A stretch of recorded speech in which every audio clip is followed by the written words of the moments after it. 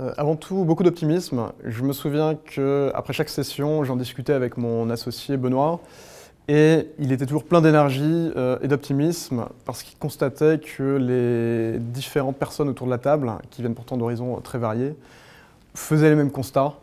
Je vous donne un exemple. Le constat que la partie technique d'un projet n'est que la partie émergée de l'iceberg, et que ce qui va être important et surtout difficile, c'est tout ce qu'il y a autour. Ce sont les enjeux de mise en production et de passage à l'échelle, qui ne sont pas du tout des enjeux d'algorithmie.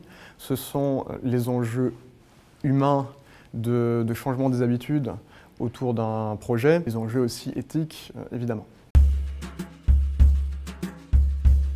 Plutôt que de faire des POC sans lendemain pendant des mois, voire des années. Sélectionner quelques projets, mais en pensant immédiatement à l'impact métier qu'ils peuvent avoir, aux personnes qu'il faut embarquer et à leur mise en production et leur passage à l'échelle dès le début, ce qui permet d'avoir, si on arrive à faire ça rapidement, des résultats probants à montrer tout de suite, qui derrière vont créer un effet d'entraînement pour lancer de nouveaux projets.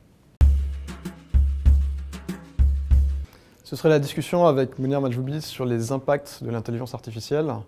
Il y en a qui sont évidents, auxquels on pense tout de suite. Par exemple, si je crée un projet de productivité, il peut en découler des pertes d'emploi.